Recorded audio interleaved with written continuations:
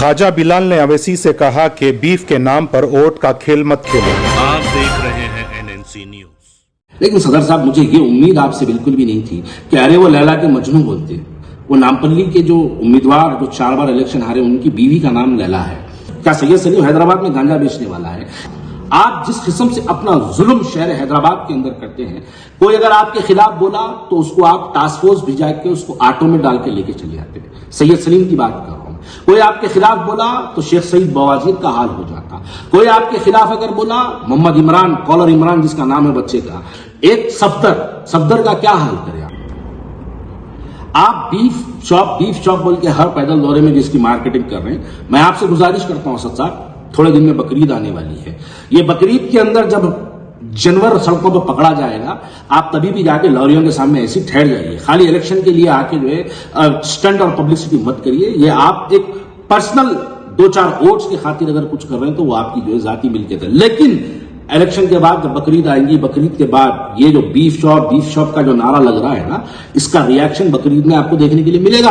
और आपको जब जवाब मिलेगा तब आप हाईवेज पे अपने लोगों को रोकने के लिए नहीं रहेंगे। अब तीसरी बात, हम आपको मुंतखब करते हैं और आप मुंतखब होके आते हैं। आप मुंतखब होके आने के बाद आप जिस किस्म से अपना जुल्म शहर हैदराबाद के अंदर करते हैं, कोई अगर आपके खिलाफ बोला तो उसको आप टास्क फोर्स भिजा के उसको ऑटो में डाल के लेके चले जाते हैं। सैयद सलीम की बात कर रहा हूं। कोई आपके खिलाफ बोला तो शेख सईद बवाजीर का हाल हो जाता। कोई आपके खिलाफ अगर बोला, मोहम्मद इमरान, कॉलर इमरान जिसका नाम है बच्चे का, उसके घर में आपके 60-70 लोग, जिसमें 4-4 कॉर्पोरेटर भी थे, उसके घर में घुस के मारते। उसकी वालिदा का बयान था। सैयद सलीम के घर के बाहर आपके लोग ठहर के सैयद सलीम की मरहूम मां को, सैयद सलीम की मां के ताल्लुक से अगर मैं बोलूं तो सैयद सलीम की मां जो है एक बस्ती में कुरान पढ़ाने वाली उस्तादी मां के नाम से कहलाई जाती है। आप उसको ठहर के नंगी गालियां उस मां के ताल्लुक से दी जाती है और आप उसी को ट्विटर पे रीट्वीट करके आप कमिश्नर को टैग करते हैं। सदर साहब, ये बात आपको समझने की, वोटर्स वोट डालने निकलेंगे,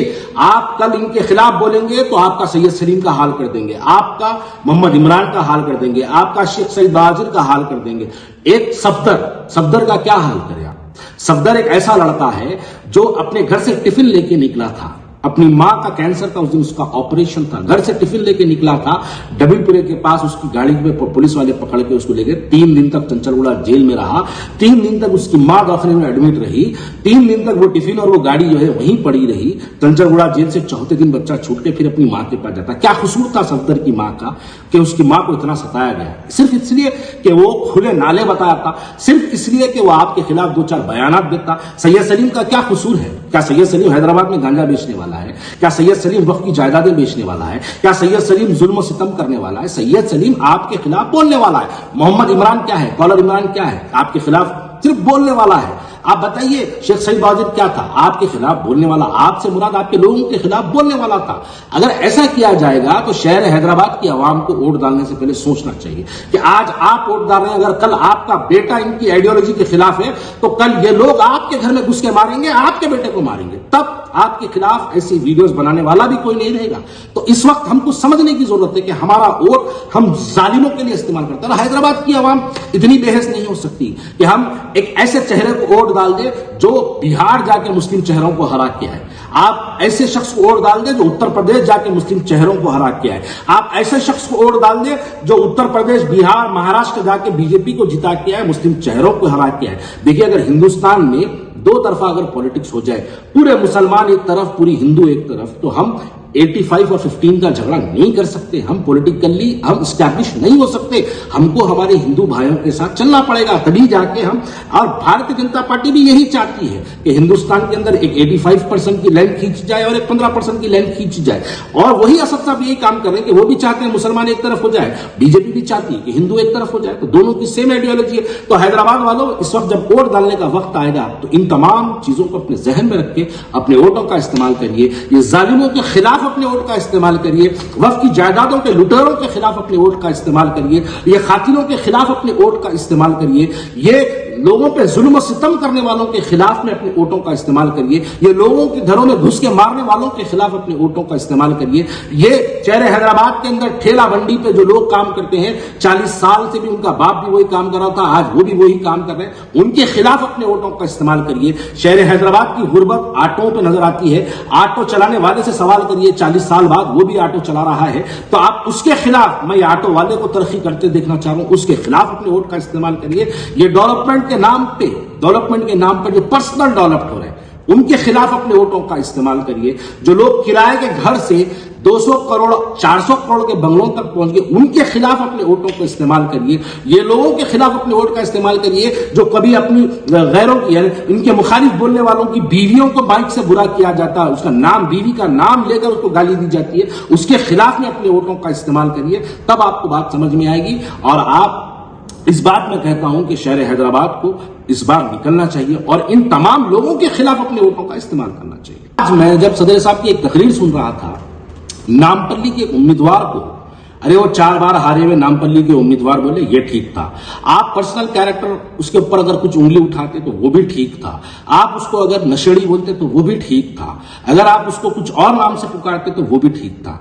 लेकिन सदर साहब, मुझे ये उम्मीद आपसे बिल्कुल भी नहीं थी कि अरे वो लैला के मजनू बोलते। वो नामपल्ली के जो उम्मीदवार जो 4 बार इलेक्शन हारे, उनकी बीवी का नाम लैला है। आप उनकी बीवी के नाम से जलसे में बोल रहे हैं। सदर साहब, ये बात बिल्कुल नाकाबिले बर्दाश्त है। आप इलेक्शन लड़िए, फिरोज खान को आप पर्सनली जिस तरीके से लड़ते लड़िए, इलेक्शन 4 नहीं 40 बार हराइए, आप उसको 2 बार 200 2000 से हराइए, 20,000 से हराइए, वो आपका एक पर्सनल मैटर था। लेकिन किसी की बीवी को जलसे में उसका नाम लेके आप किसी की बीवी को अगर जो है जलील और रुस्वा करें, तो मुझे आपकी वो भी तकरीर याद आ रही थी कि हिजाब के नाम पे आप जो औरतों के तहफ़्फ़ुज़ के नाम पर जो आप तकरीरें, बुलंद तकरीरें कर रहे थे, मुझे वो एक तकरीर अपने जहन में चल रही थी। और किसी की बीवी को आप जो है भरी महफिल में उसकी बीवी के नाम से पुकारना, ये मुझे तकरीर दोनों एक ही जानिब मेरे माइंड में जो है 2 स्क्रीन चल रहे थे। तो मुझे समझ में ये नहीं आ रहा था कि सदर साहब की तकरीर कौन सी सच है, वो वाली या ये वाली, किसी की बीवी को भरी महफिल में जलील करना। अब मैं अगर कुछ बोलूं तो जातियत पे आ जाएगी, मैं जातियत पे नहीं बोलना चाह रहा हूं। लेकिन सदर साहब, जब खुद आपने, असदुद्दीन ओवैसी साहब, जब आपने किसी की बीवी का नाम लिया, तो आप तसव्वुर करिएगा कि फिरोज खान पलट के अगर किसी की घर की औरत का नाम ले ले तो आपके दिल को बहुत तकलीफ होगी। आपके पेड़ मुरीद लास्ट ही के अंदर वीडियोस बना बना के गालियां दी। एक मरतबा सैयद सलीम साहब ने किसी के घर के ताल्लुक से कुछ बोला, तो जितने आपके सरखरीद शाही गुलाम हैं, वो तमाम गुलाम वीडियो बना बना के गालियां दिए कि घर की औरतों को कैसे लिया जाता। आज गुलामा कई खामोश है।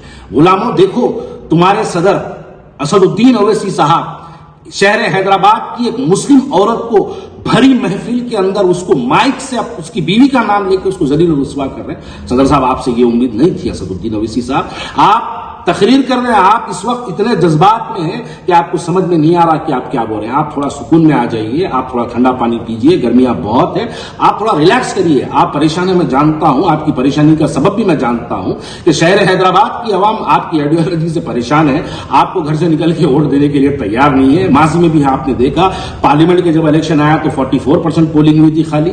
आप बहुत परेशान है कि आपको जो है लोग पसंद नहीं करते। अगर पसंद करते तो 100% पोलिंग होती है हैदराबाद के अंदर।